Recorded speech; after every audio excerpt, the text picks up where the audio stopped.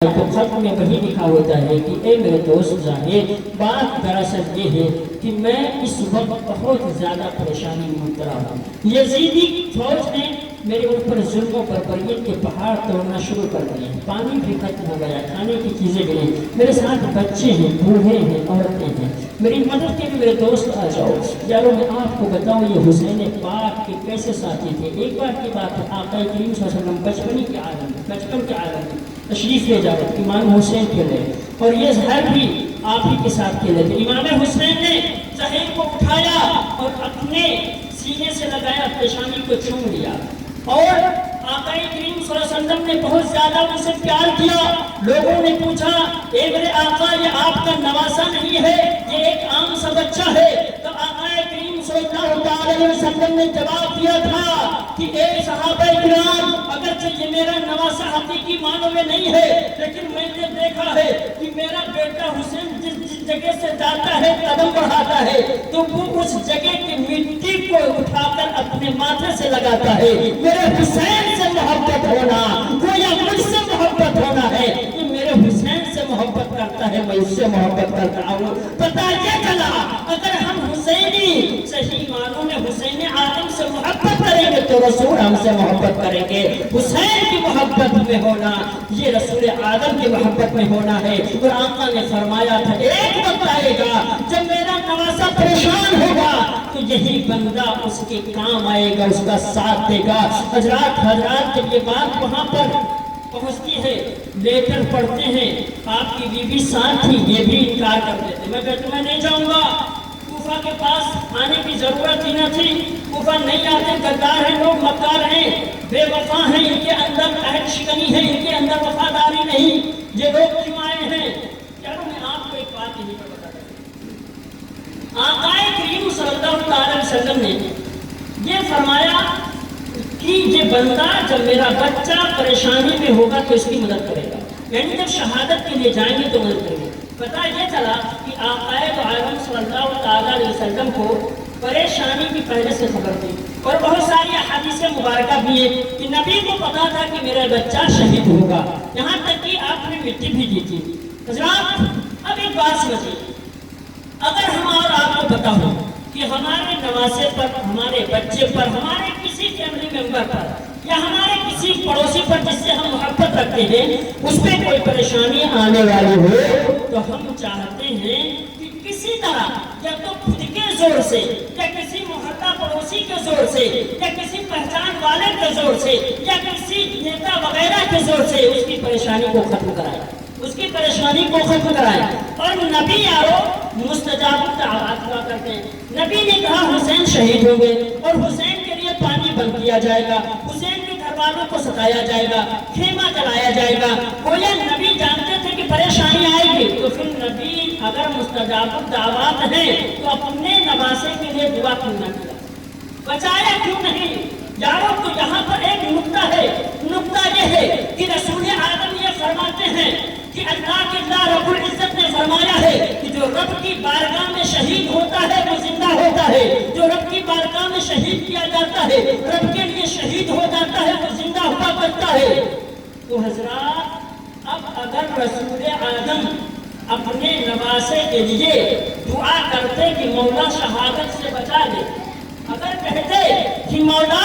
میرے نواسے کو شہادت سے بچا لے، خیمہ جلنے سے بچا لے، پیاسا لوگوں کو مرنے سے بچا لے، گھوڑے جسموں پہ دوڑانے سے بچا لے، تو ہو سکتا ہے آج کا کوئی کھڑا ہو کر دعویٰ کر دیتا یار رسول نے تو صرف شہادت کی فضیلت بتائی تھی، رسول نے تو آیات پڑھ کر لوگوں کو سنایا تھا کہ رب کی بارگاہ میں شہادت کی یہ فضیلت ہے، لیکن جب اپنے نواسے کی باری آئی تو اپنے آپ کو جھکا دیا۔ یارو پتہ یہی چلا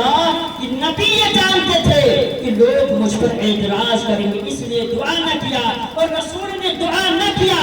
گویا اس بات کا بھی اندازہ ہو گیا کہ جو لوگ آج سوسائڈ بوم باندھ کر کہیں پر کود جاتے ہیں، چاہے وہ مسلم ہو یا نان مسلم ہو یا کرسچن ہو، ان کے لیے بھی درس ہے کہ جو لوگ دوسرے کے بچوں کو برگلاتے ہیں اور ان کو یہ کہتے ہیں کہ شہید ہونا عظمت ہے، شہید ہونا یہ عظیم مرحلہ طے کرنا ہے، لیکن کبھی آپ نے سنا کہ اپنے بچے کو انہوں نے کہا ہو کہ جاؤ تم باندھ کر کودو، کبھی اپنے آپ کو ہلاکت میں ڈالا ہو؟ نہیں۔ تو یہیں سے پتہ چل جاتا ہے چاہے جو امین و صادق ہوگا وہ فضیلت بھی بیان کرے گا اور اپنے لوگوں کی شہادت بھی کروائے گا، لیکن جو صحیح معنوں میں نہیں ہوتا ہے وہ سچا پکا نہیں ہوتا ہے، امین و صادق نہیں ہوتا ہے، بلکہ غدار مکار ہوا کرتا ہے، تو لوگوں کو فضیلت بتاتا ہے، اپنے لوگوں کو بچاتا ہے۔ جیسے آج کل کے کچھ نیتا ہیں، لوگوں کو بتاتے ہیں اس کو مارو اس کو مارو، لیکن اپنے بچے کو لندن کی یونیورسٹیز میں پڑھاتے ہیں۔ پتہ یہ چلا یار جو دشمن اسلام ہوا کرتے ہیں وہ غدار ہوا کرتے ہیں، وہ جو رسول آدم صلی اللہ علیہ وسلم کے لوگ ہوا کرتے ہیں وہ دین کے وفادار اور دنیا کے وفادار ہوا کرتے ہیں، خود بھی فضیلت بیان کرتے ہیں اور خود ہی اس میں جا کر کود پڑتے ہیں، اور جو لوگ غیر وفادار ہوتے ہیں فضیلت بیان کرتے ہیں لیکن خود نہیں جاتے ہیں۔ حضرات آقا کریم صلی اللہ علیہ وسلم کے نواسے امام حسین کی خط کو پڑھ کر جب انکار کیا تھا تو ان کی بیوی نے کہا تھا مجھے طلاق چاہیے، میں تمہارے ساتھ نہیں رہوں گی، جو امام حسین کے ساتھ نہیں میں اس کے ساتھ نہیں۔ تب انہوں نے ہنستے ہوئے کہا تھا اے میری زوجہ میں تمہیں آزمانا چاہ رہا تھا کہ میں جب چلا جاؤں گا دنیا سے رخصت اگر ہو گیا تو تمہارا معاملہ کیا ہوگا، تم صبر کر پاؤ گے کہ نہیں؟ ایسا تو نہیں کہ میں حسین کے لیے شہید ہو جاؤں، تم میرے جانے کے بعد شکوہ کرتی رہو قلع کرتی رہو، میں تمہاری آزمائش کر رہا تھا۔ دنیا کی نعمتیں ایک طرف ہو، حسین کے لیے شہید ہونا ایک طرف ہے، میں حسین کے لیے اپنے ایک ذرے کو لٹانا چاہتا ہوں، حسین کے لیے قربان ہونا چاہتا ہوں۔ جہاں تک کہ کچھ لوگوں نے کہا تھا صحابہ میں سے اے حسین آدم ہم تو یہ چاہتے ہیں کہ ایک بار نہیں 70 بار اپنے قدیم پیدا کرے، ہم آپ کے لیے شہید ہو جائے، آقا حسین مکہ کو نہ چھوڑ کر جائیے۔ کسی نے کہا تھا اے آقا حسین ایک نہیں 1000 بار پیدا کیا جائے، ہزاروں بار مجھے قتل کیا جائے، ہزاروں بار مجھے جلا کر خاک اڑا دیا جائے، حسین تب بھی یہی چاہوں گا پیدا کیا جاؤں تمہارے لیے لڑوں۔ آقا حسین مکہ چھوڑ کرنا چاہتے، ظاہر کہتے ہیں مظاہر کہتے ہیں کہ سنو میں اب جا رہا ہوں امام حسین سے ملنے کے لیے۔ غلام سے فرماتے ہیں میرے غلام ایک کام کر، اونٹ لے لے سواری لے لے، جا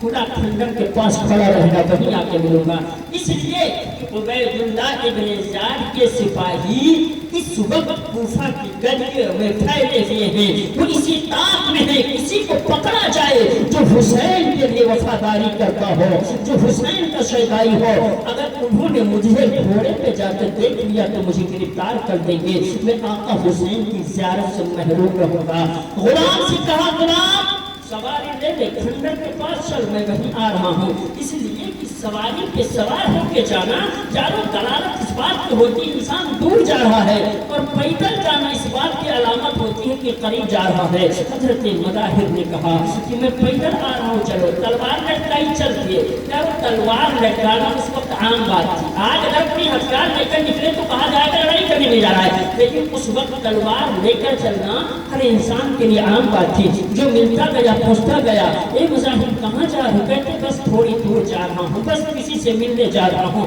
بہانے بناتے چلے گئے، ہیلے کرتے چلے گئے، یار یہ جھوٹ نہیں ہے، کہا کسی سے ملنے جا رہا ہوں، انہوں نے نہیں کہا کس سے ملنے جا رہا ہوں۔ چلے گئے کھنڈر کے پاس پہنچے، تب تک غلام سواری لے کر کھڑا ہے، آپس میں ایک دوسرے سے بات کر رہے، کون؟ سواری اور غلام۔ غلام کہتا ہے سواری سے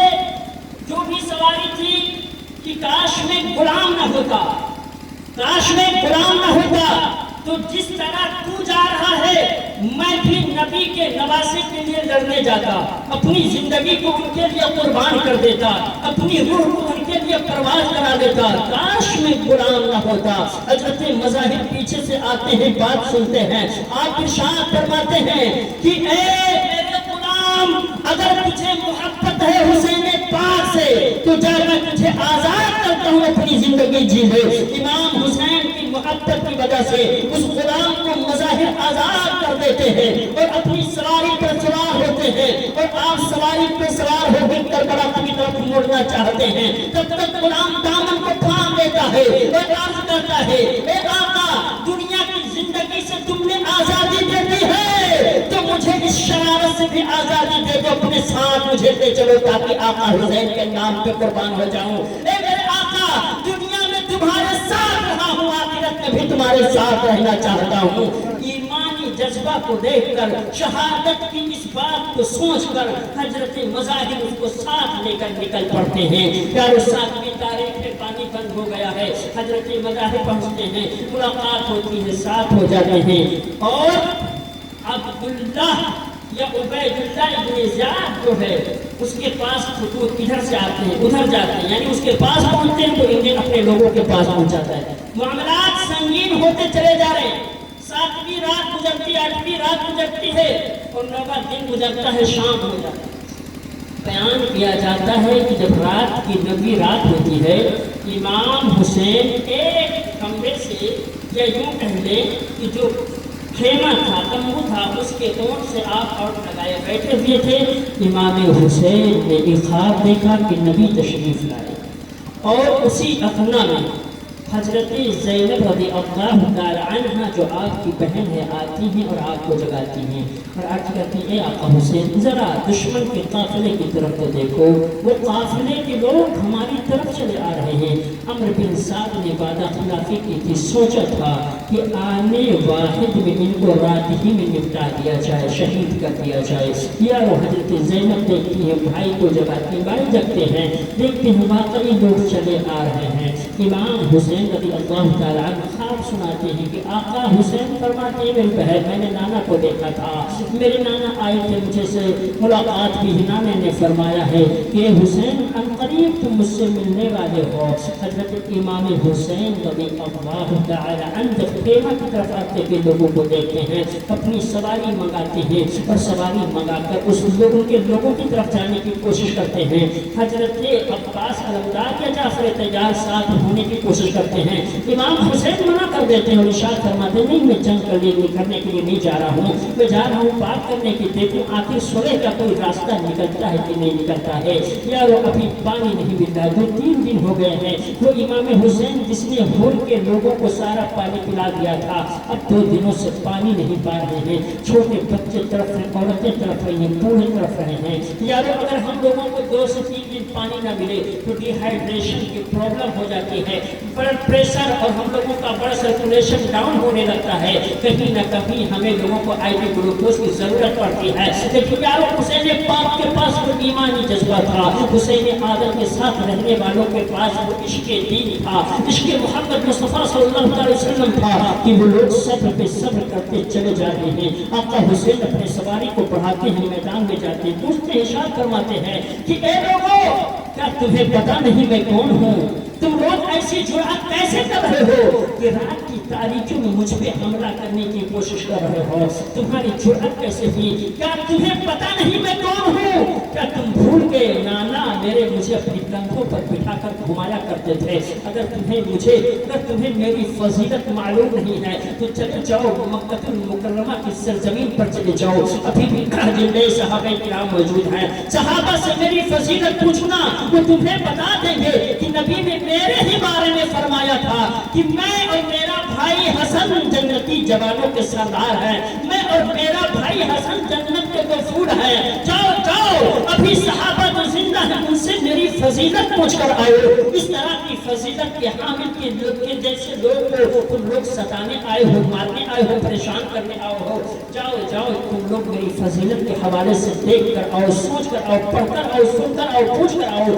حضرات اس طرح کی بلیغ آپ نے خطبہ دیا کہ لوگ کہیں نہ کہیں، یہاں تک کہ روایت میں آیا ہے جب آپ نے فصاحت و بلاغت سے پر خطبہ دیا تو جو لشکری تھے سارے کے سارے لوگ رونے لگتے ہیں، شبر جوشن ہے، پیچھے مڑ کے دیکھتا ہے اور سوچ میں پڑ جاتا ہے کہ ان کے خطبے کا یہ عالم ہے کہ میرے لشکر کے فوجی اس وقت رونے لگے ہیں، کہیں ایسا نہ ہو کہ سارے لوگ ان کا ساتھ لے لے میرا ساتھ چھوڑ دیں۔ تب تک وہ آواز بلند کرتا ہے، کہتا ہے تمہیں جو بات کرنی کرو اور یہاں سے دفع ہو جاؤ، بغیر رائے کی کوئی چارہ نہیں ہے۔ امام حسین کی بات को रोकना चाहता है यारो। इमाम हुसैन बड़ी खुतबा देकर वापस चले जाते हैं और इरशाद फरमाते हैं, अगर वाकई तुम मुझसे लड़ना चाहते हो, वाकई हमारे लोगों के खेमे को जलाना चाहते हो, हम लोगों को प्यासे मारना चाहते हो, तुम्हें पता है कि हम लोग यहाँ जो आए हैं तुमसे लड़ने नहीं आए हैं, क्योंकि जो लड़ने आता है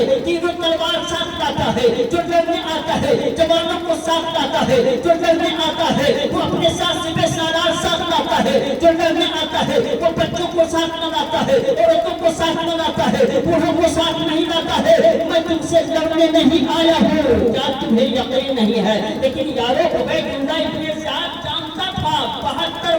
हज़ार पर बात हो गए, इसलिए 72 के होते हुए भी 22,000 भेज रहा है, क्योंकि उसको पता है शब्बीर के परिंदों में, शब्बीर के लोगों में ऐसी ताकत है कि वो हजारों का मुकाबला करना चाहते हैं। इमाम हुसैन ने कहा कि वाकई अगर तुम करना चाहते हो तो चलो चलो ठीक है, आज की रात मुझे मोहलत दे दो, जी भर के अपने नबी की सुन्नत पे अमल करने का मुझे मौका दे दो, तिलावत कुरान का मौका दे दो, हबीब पाक साहिब रौनक सल्लल्लाहु अलैहि वसल्लम की शरीयत पे अमल करने का मौका दे दो। मैं चाहता हूँ कि आज जी भर कर रब कदीर की बारगाह में दुआ कर लूं, रब की बारगाह में रो लूं, सुबह मुझे तुम्हें जो मेरे साथ करना होगा कर लेना, आज रब की इबादत करने दो, कल तुम अपने काम को अंजाम दे देना। हजरात हम इंसान कहता है ठीक है जाओ, आज रात मोहलत दी जाती है, जाओ आज रात तुम इबादत करो, या जो तुम्हें करना है करो, सुबह से जो होना होगा होगा। हजरात इमाम हुसैन खेमे की तरफ बढ़ते हैं, अपने लोगों से कहते हैं इबादत में मशगूल हो जाओ, आप आखिर रात नमाज पढ़ते हैं और आखिर रात तिलावत कुरान करते हैं। सुबह की तारीकी जाती है, सुबह की ताजुब की जो है उजाला आता है, सुबह का उजाला आता है, रात की तारीकी जाती है। इमाम हुसैन अली अकबर को जगाते हैं ताकि अजान कही जाए। चलो अल्लाह रब्बुल इज्जत की बारगाह में दुआ है कि मौला बोलने में लफ्ज़न मानन अमदन कदम कोई गलती से माफ फरमाए। अस्तगफिरुल्लाह रब्बी मिन कुल्ली ज़ंबि व अतूबु इलैह, ला इलाहा इल्लल्लाह मुहम्मद रसूलुल्लाह सल्लल्लाहु अलैहि वसल्लम, या इलाहल आलमीन। मुझसे बोलने में पढ़ने में लफ्ज़न मानन अमदन कदम कोई गलती से माफ फरमाए। मौला हम लोगों की हाज़िरी को कबूल फरमाए, दीन व दुनिया की नेमतों से अल्लाह रब्बुल इज्जत में माला माल फरमाए, ज़मीनी आफाती बलिया से महफूज़ व मामून रखे, उम्र में हम लोगों के इल्म में हम लोगों की रिज़्क़ में बेपनाह बरकत अता फरमाए। अल्लाहु तआला फी शान हबीबिल करीम, इन्नल्लाह व मलाइकतहु युसल्लूना अलन नबी, या अय्युहल्लज़ीना आमनू सल्लू अलैहि व सल्लिमू तस्लीमा, सल्लल्लाहु अला नबील मिवालिही सल्लल्लाहु अलैहि वसल्लम, सलातु व सलामु अलैका या रसूलल्लाह सल्लल्लाहु अलैहि वसल्लम, व मा अलैना इल्लल बलाग। अस्सलामु अलैकुम व रहमतुल्लाहि तआला व बरकातुहू।